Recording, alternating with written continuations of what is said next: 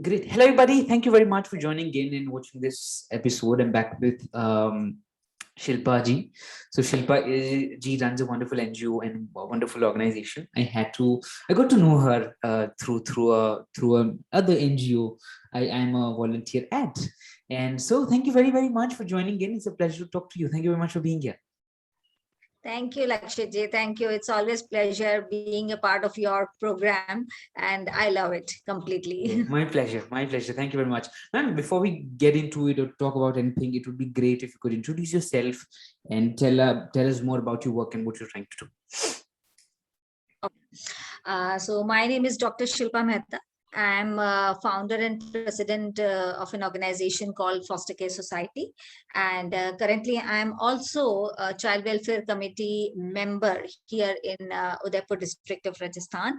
And so I am handling that will post, like working, also handling my NGO work and also looking into this matter. And this is actually a big responsibility, which I have chosen being a Child Welfare Committee member, because it's a committee of 5 members who are acting as a bench of magistrate, and they deal with a lot of issues of children. So whatever issues of children, they are presented before this committee, and they have to take decision in the best interest of children.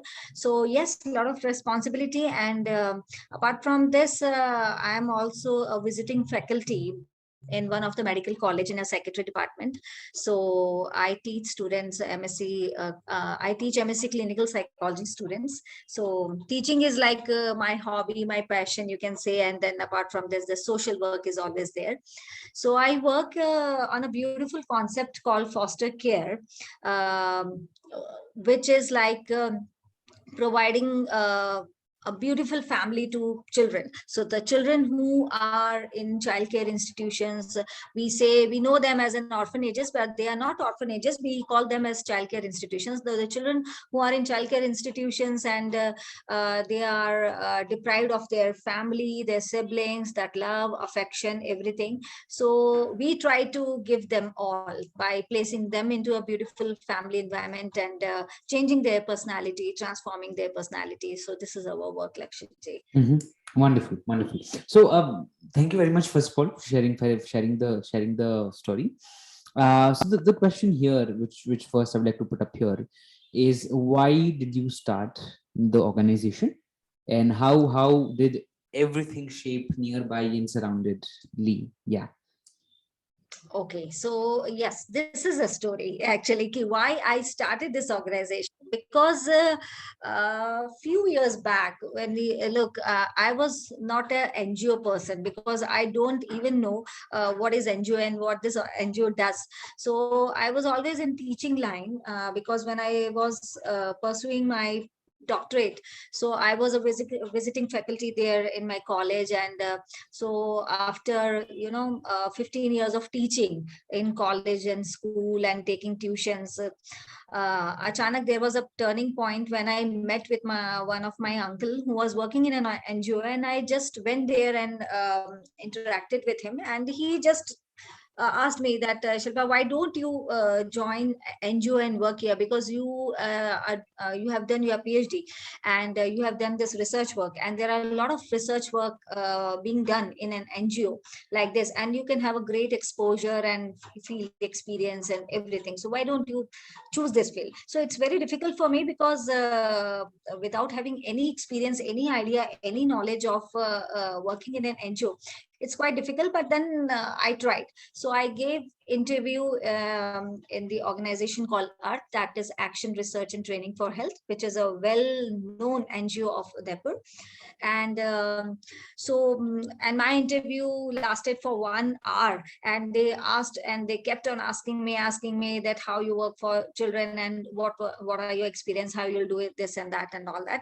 I was so nervous, and I don't know what will happen, but So when my interview was done, they were looking for a project where I can work, and it took almost 1 year, Lakshiti, to again get into that NGO, because then after 1 year, I got a call from that NGO that you have been selected for this project, and you can come and start your work. So there my journey began for NGO, and then I started, and initial days were really very struggling, because I don't know the working style and working structure of an NGO. So it's been very difficult, and I used to get so many, scoldings from my head and all that. You don't know this, how to do this, how to do this. You have to have an exposure, go and meet people and ask them, and try to find out and come with me with the results and all that.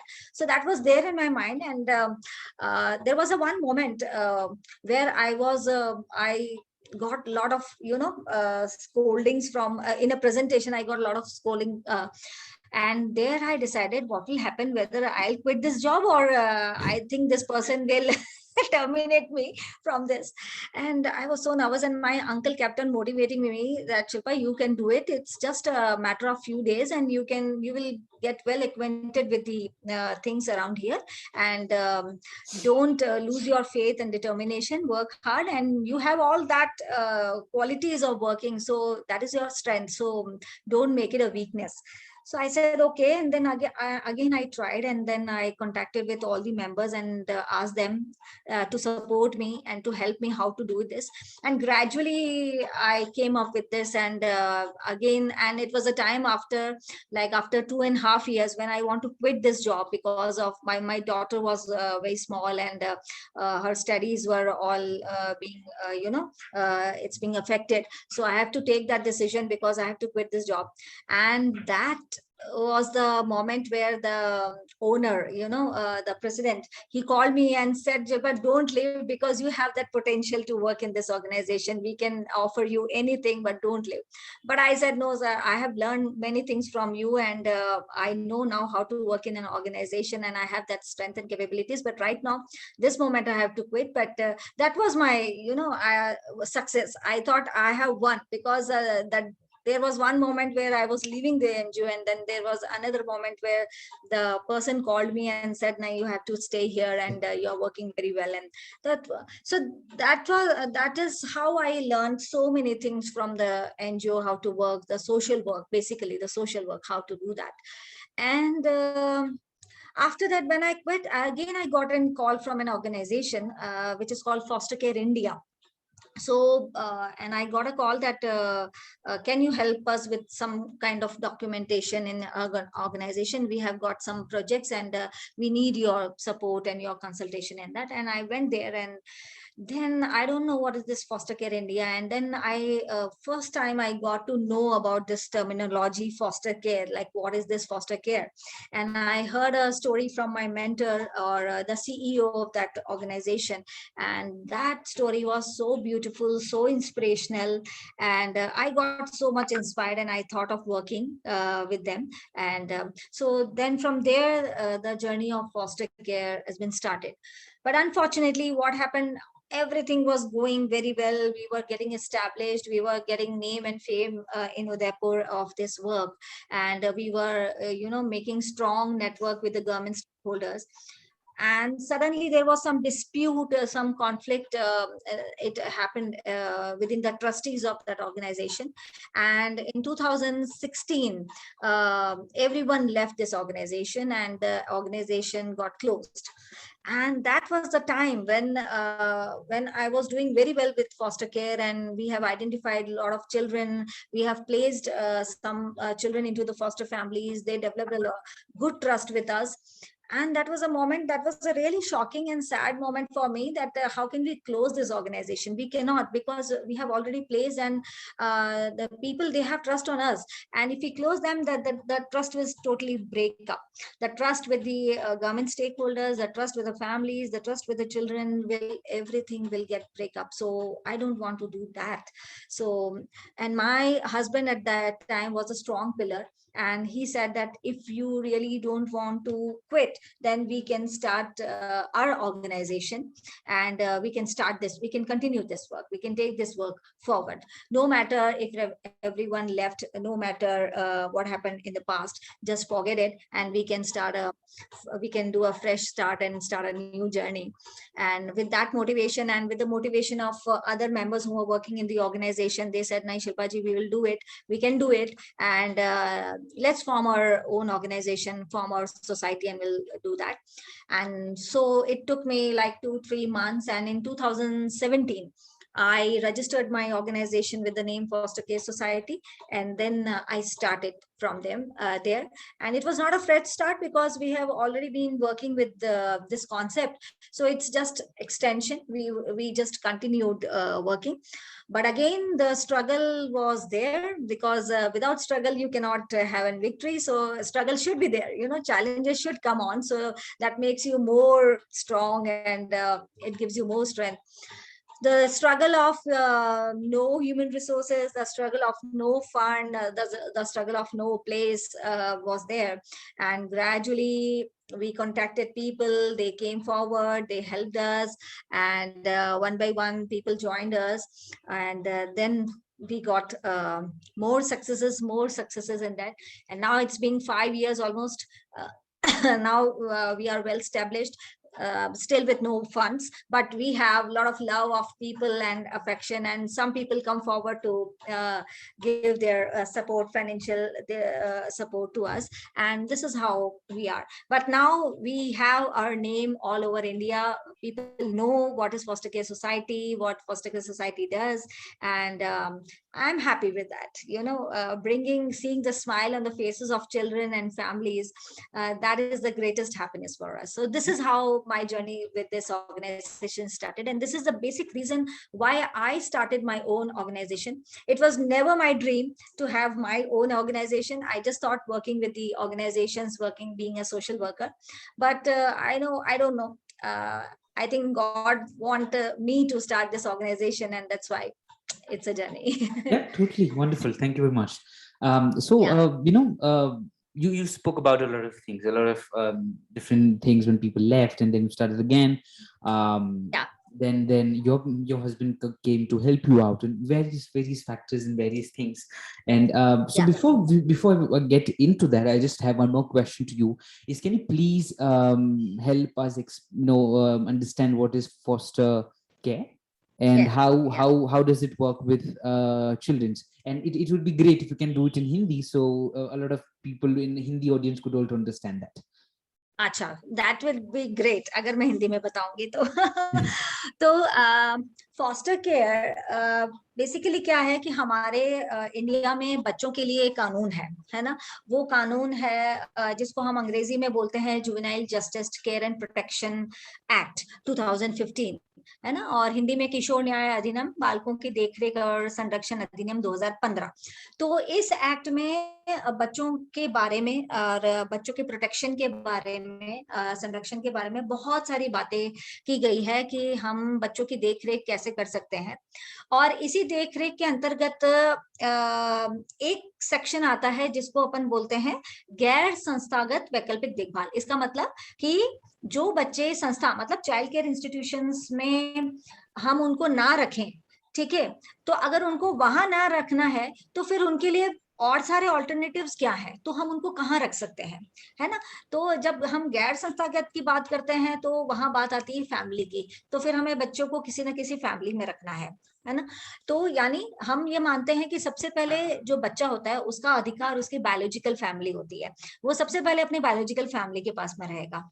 अगर वो नहीं है तो फिर हम मानते हैं कि वो अपने रिलेटिव्स, है ना, काका बाबा नाना नानी दादा दादी बुआ फूफा मामा कहीं पर भी रह सकता है। वो हमें सिस्टम स्ट्रक्चर डेवलप करना है कि बच्चे अपने रिलेटिव्स के यहाँ पे रहे, जिसको हम किनशिप केयर भी बोलते हैं। अगर वो भी नहीं हो सकता किसी कारण से, अगर वो लोग भी सक्षम नहीं है नहीं बच्चे को रखने के लिए, तो हम ये मानते हैं कि बच्चा जिस कम्युनिटी से बिलोंग करता है उसी कम्युनिटी में रहे, या तो उसको कोई नेबरहुड में ले या उसके समाज के कोई लोग उसको अपना ले, ताकि वो अपनी कम्युनिटी से सेपरेट ना हो, है ना, एकदम से अलग से ना जाए।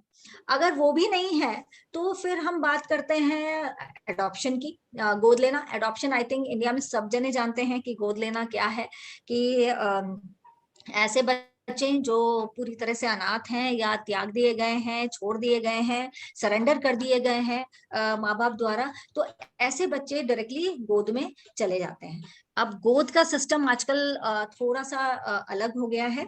आजकल कारा के थ्रू गोद लिए जाते हैं बच्चे। पहले तो डिस्ट्रिक्ट वाइज होता था, लेकिन अभी हमको कारा का वेबसाइट है, उस कारा की वेबसाइट पे जाकर के रजिस्ट्रेशन कराना रहता है और सारा चीज ऑनलाइन होता है, सारा मैचिंग वगैरह, उसमें हमारा कोई रोल नहीं होता। अब अगर मान लो ऐसी सिचुएशन है कि जहां बच्चा एडॉप्शन में भी नहीं जा सकता, क्योंकि वो अनाथ नहीं है, ठीक है, वो सरेंडर भी नहीं है और वो कहीं से त्यागा भी नहीं है।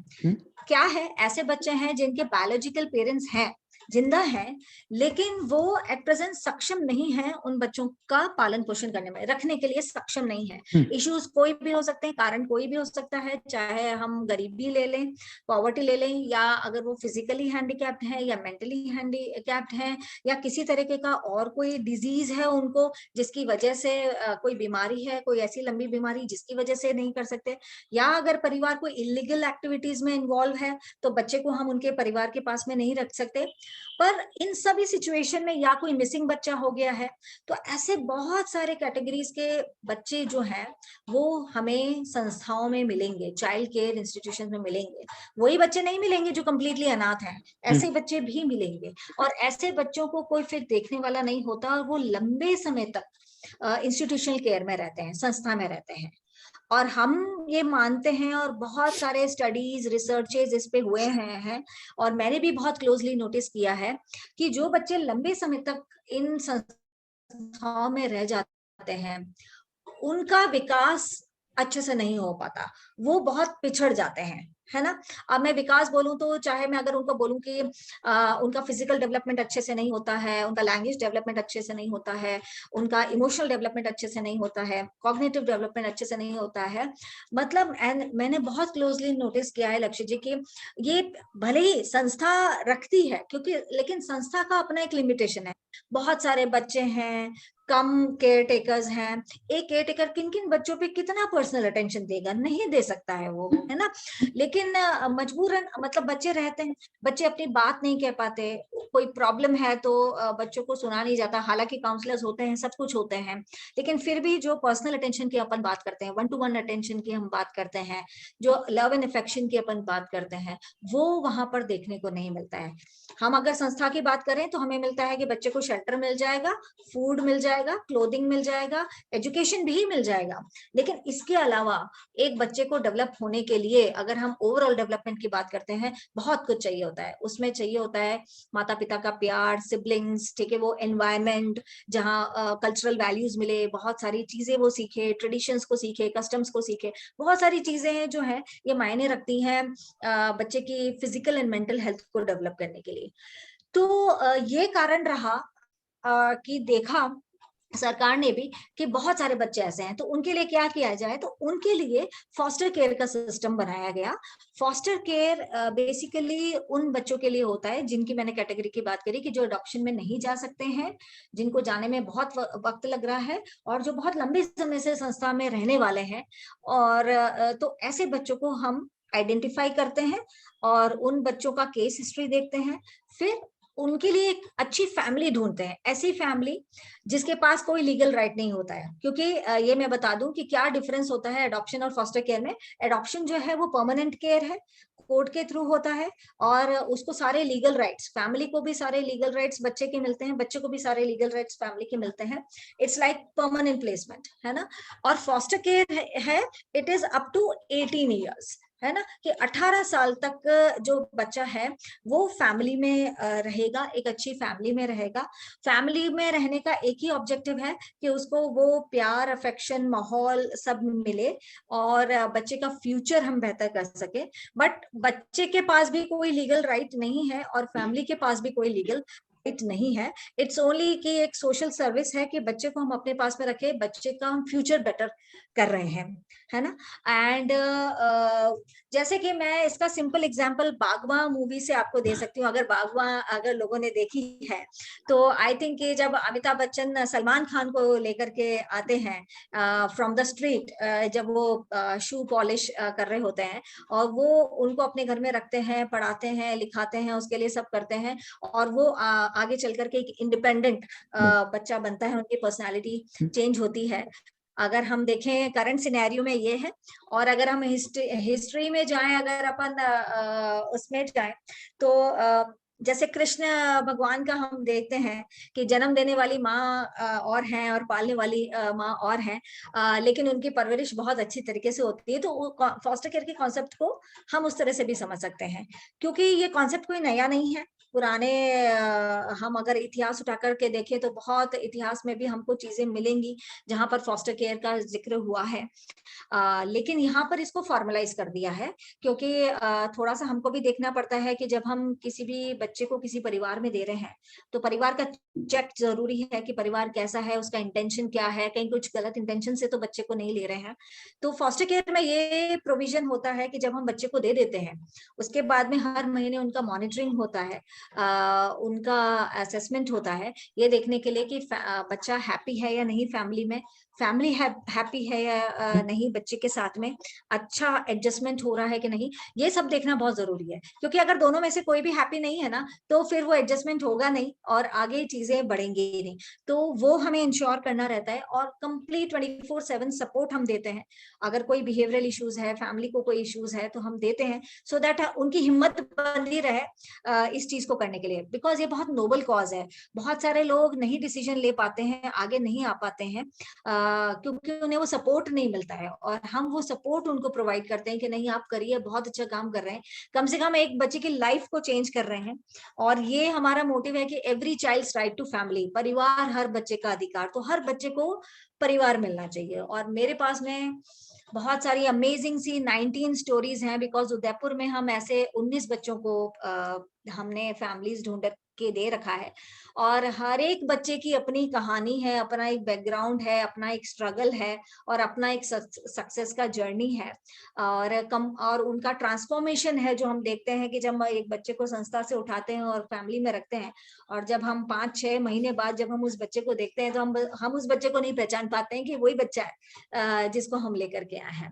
So basically this is the concept of foster care की ऐसे बच्चों को हमको परिवार देना है जो परिवार से वंचित हैं और डिप्राइव्ड हैं, उन्हें वो प्यार और चीजें नहीं मिल रही हैं, अफेक्शन नहीं मिल रहा है।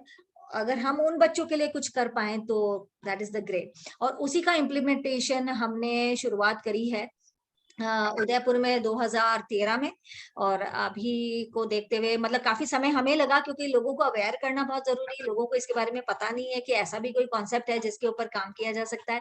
तो शुरुआत करी अवेयरनेस से और लोगों को मोटिवेट करके लोग खूब आगे आए, और करीबन आप देखिएगा मैंने 4-5 हजार इंक्वायरीज हैंडल करी है। उन 4-5 हजार इंक्वायरीज में से केवल 19 बच्चों को प्लेस किया है, क्योंकि बहुत माइन्यूटली चेक करना पड़ता है कि क्या है, कि फैमिली सही है या नहीं, बच्चा उसमें सही फिट हो रहा है या नहीं, ये सब चीजें देखनी पड़ती है। सो this is basically foster care Lakshmi. ठीक है, वंडरफुल वंडरफुल। तो मैं अब ये जानना चाहता था आपसे कि अगर एक बच्चा कोई भी अगर फॉर एग्जांपल अभी बहुत सारे बच्चे जिन्होंने कभी माँ बाप का प्यार पाया नहीं है, जिन्होंने कभी देखा नहीं कि क्या क्या होता है, वो सब कैसे रहते हैं परिवार में, अगर उसके साथ एक बुरा बर्ताव हो रहा है उस घर में या कुछ गलत हो रहा है जहाँ पे गया है, तो how would you understand that? Because उसको तो पता ही नहीं है कि how does a human being love, कि उसने तो कभी वो देखा ही नहीं है, he or she has never experienced it. So how will you understand that something is wrong, कुछ गलत हो रहा है उसके साथ?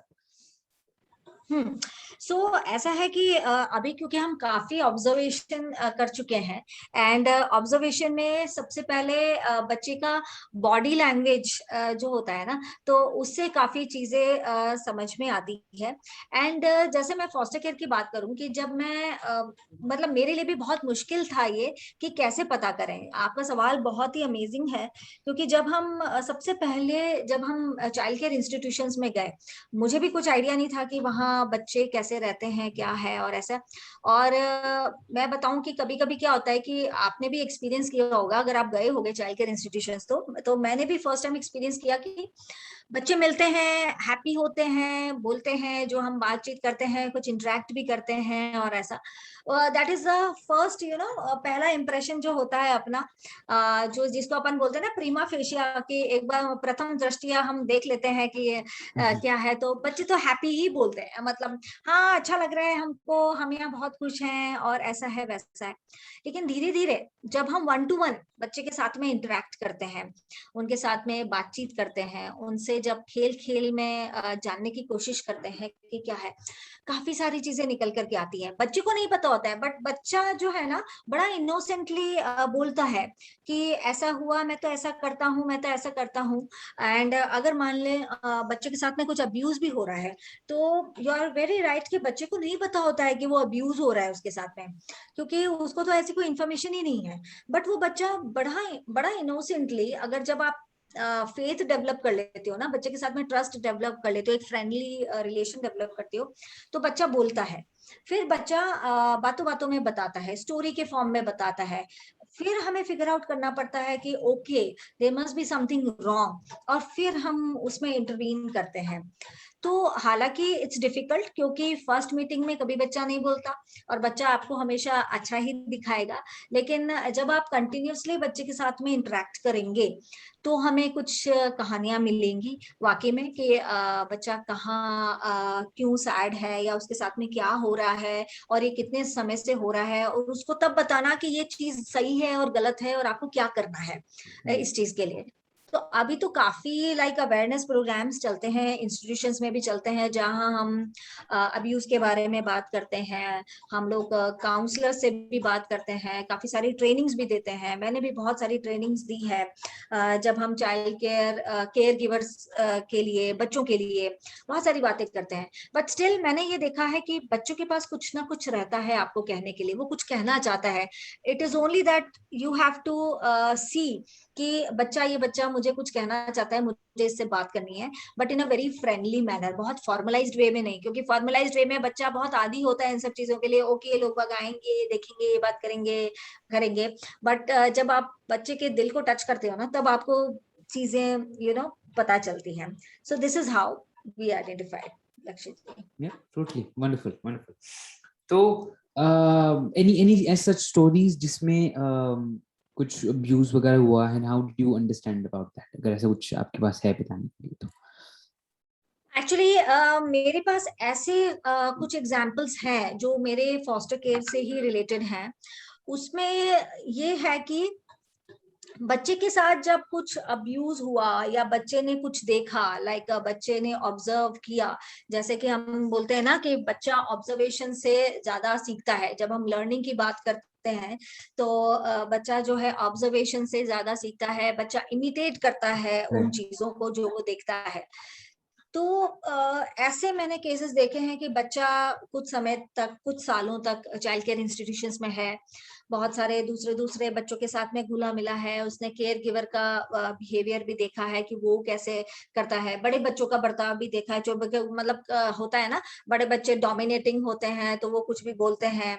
अच्छा, बच्चे बहुत डिफरेंट बैकग्राउंड से आते हैं, तो सम अब्यूजिव वर्ड्स जो है, जैसे गाली वाली देना, और ये बड़ा सा कॉमन सा रहता है उनमें, क्योंकि उनकी गलती नहीं, मैं ये मानती हूँ कि उनकी गलती नहीं है। It is only the fault of the situation या द एनवायरनमेंट या बैकग्राउंड जहां से वो आए हैं, क्योंकि वो किस परिस्थिति में आते हैं और उन्होंने क्या देखा होता है, वो वही सीखते हैं। इसीलिए हम बोलते हैं कि माहौल देना बहुत ज्यादा जरूरी है। जब हम पेरेंटिंग की भी बात करते हैं, जब हम फॉस्टर केयर में बच्चे को डाल देते हैं, हम पेरेंटिंग पे बहुत ट्रेनिंग्स लेते हैं, और वो लेना इसलिए जरूरी होता है, उन्हें ये बताना कि पेरेंटिंग, गुड पेरेंटिंग कितना इंपॉर्टेंट है।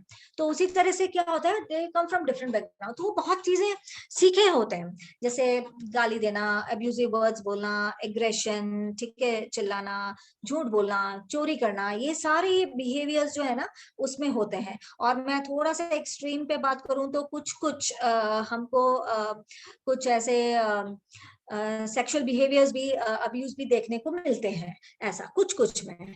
तो ये हम ये नहीं कह सकते कि हो सकता है कि वो इंस्टीट्यूशन में ही हो, ये हो सकता है कि वो जिस बैकग्राउंड से आए हैं, जिस परिस्थिति से वो आए हैं, शायद उन्होंने वहां कुछ महसूस किया है, उनके साथ में कुछ हुआ है, तो वो एक ट्रॉमा जो है उनके अंदर रहता है।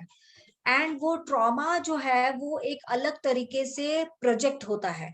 ये हमने बहुत क्लोजली विटनेस किया है कि ये ट्रॉमा अलग तरीके से प्रोजेक्ट होता है, या ये सारे बिहेवियर्स, ये सारे जो गलत व्यवहार हैं, ये बहुत अलग तरीके से प्रोजेक्ट होते हैं। फैमिली को भी बहुत समझने में दिक्कत होता है, और कभी कभी फैमिली एकदम से घबरा जाती है, अरे मैडम ये बच्चा इस तरह से कैसे बोल रहा है, ये शब्द इसने सीखा कहाँ से, ये कहाँ से आया, ऐसे हमारे घर में तो कभी नहीं होता, हमारे घर में तो इस तरह का माहौल है, तो ये बच्चा कहाँ से सीखा।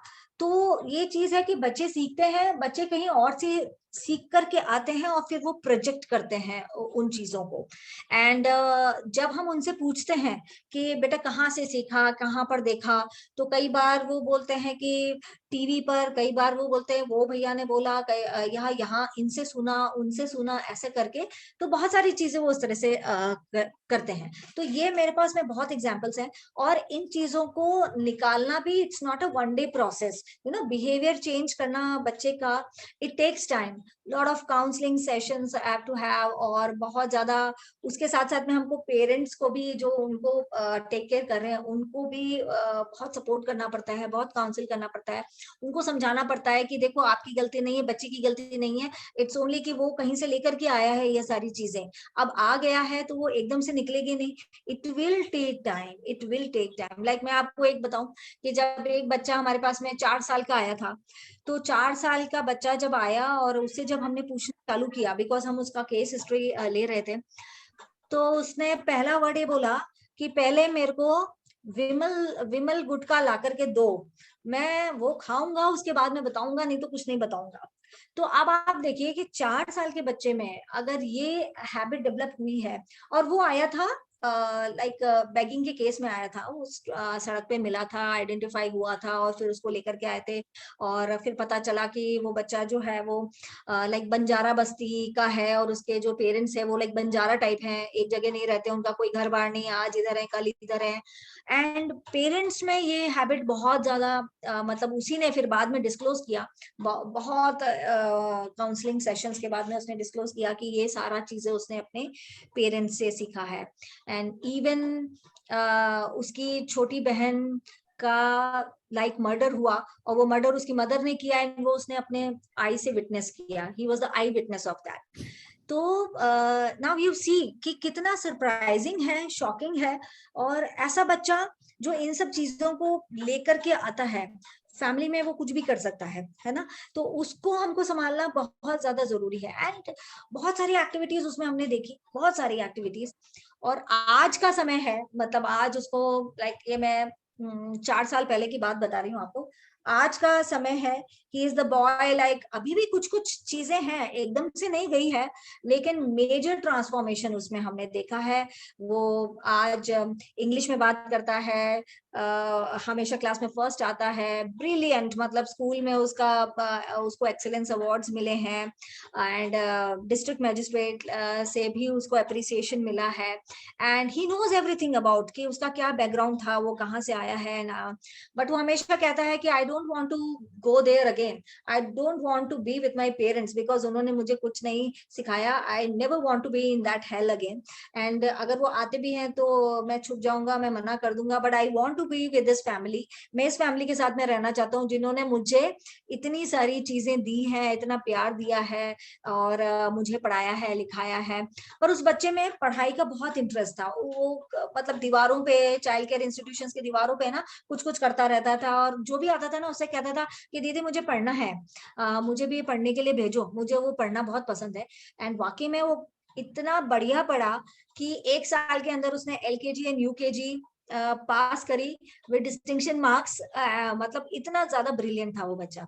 तो वो चीजें हैं, आज भी कई सारे इश्यूज आते हैं जब वो बहुत मतलब एग्रेसिव हो जाता है, कभी कभी चोरी करने लग जाता है। फिर उसको वापस से हम समझाते हैं, क्योंकि वो आदत ना उसने डेवलप करी है उसके जहां से वो आया था, कि चोरी कर लेते हैं, चोरी करने से ये हो जाता है, पैसे जाएंगे फिर चीज लेकर के आ जाएंगे।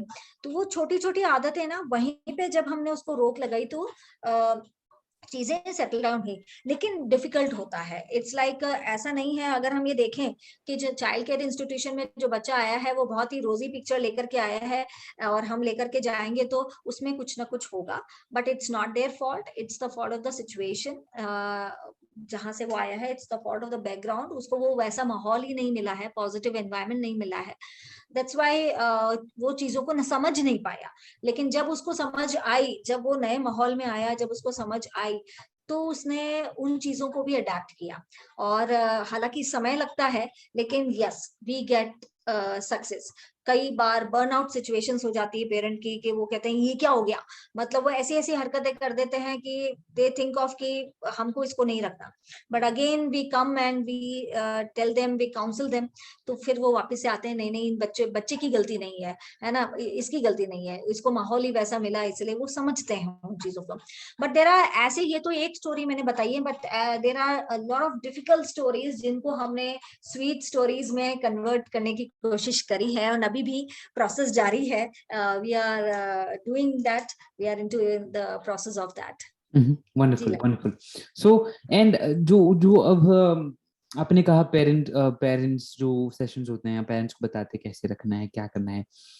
So how much you try to be gender neutral? जैसे I'm not sure how have you have any case of children's being transgenders, students children's being there are sometimes when parents leave their children because they are not nor men nor women, and they leave their children. Have any such cases have come, and how do you try to No.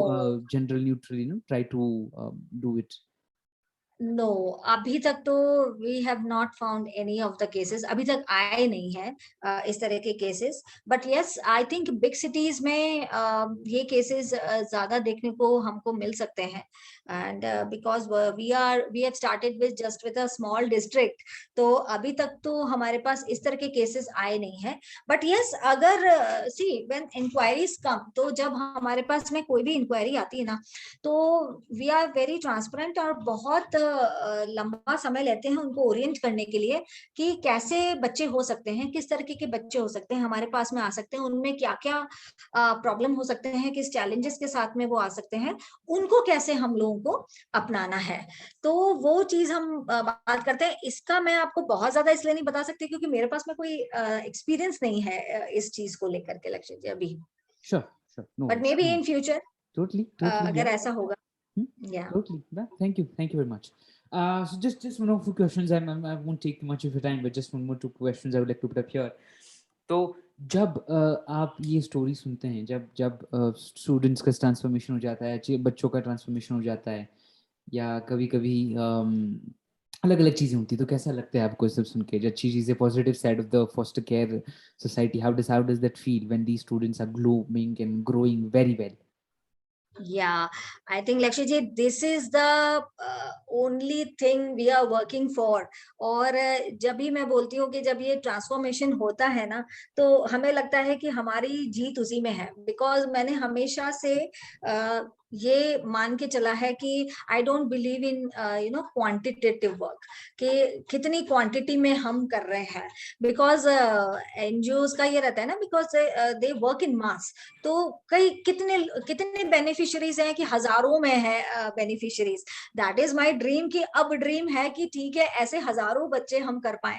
लेकिन मुझे ऐसा लगता है कि जिस दिन महीनों struggle करके, मतलब ये प्लेसमेंट कोई इतना आसान नहीं होता है, बहुत बहुत मुश्किल होता है, बहुत सारी अड़चने आती हैं गवर्नमेंट साइड से भी, पेपर फॉर्मेलिटीज, पेरेंट्स का ओरिएंटेशन, बच्चे का ओरिएंटेशन, काउंसलिंग, फिर वो डॉक्यूमेंट्स तैयार करना, उसमें कभी कभी फ्रस्ट्रेशन होता है because it takes lot of time. तो ये सारी हर्डल्स को पार करके जिस दिन बच्चा हम देते हैं उस दिन तो वो खैर खुशी होती ही है, लेकिन हम ये मानते हैं कि बच्चा दे दिया तो हमारा काम खत्म नहीं हो गया। वो तो एक ठीक है, एक सीढ़ी हमने चढ़ा है, लेकिन जब हम 2-3 महीने के बाद में उस बच्चे में जो चेंज देखते हैं, जो ट्रांसफॉर्मेशन देखते हैं ना, वो हमारे लिए सबसे बड़ी खुशी होती है। हम सारे पिछले जितने भी चैलेंजेस हैं ना, जो फ्रस्ट्रेशंस हम लोगों को आते हैं, सब हम भूल जाते हैं। एंड तो मैं स्टेप बाय स्टेप चलती हूँ। मैंने कभी नहीं सोचा था कि कितनी फैमिलीज होंगी, मैंने एक से स्टार्ट किया, मुझे लगा ये एक भी हो जाए, अगर एक भी बच्चा है ना 18 साल के बाद में कुछ ऐसा बन गया तो मेरे लिए बड़ी बात है। वो धीरे धीरे धीरे साइकिल बनती गई, तो आज 19 बच्चे हैं, आगे लेटर ऑन और भी आएंगे। हमारा बस मकसद ये रहता है कि बच्चों की लाइफ बदलनी चाहिए, जो जिसका डिप्राइवेशन उनको है चाइल्ड केयर इंस्टीट्यूशंस में, है ना, वो पूरा होना चाहिए, कि वो चीजें उनको मिलनी चाहिए जो फैमिली में उनको मिलना रहता है।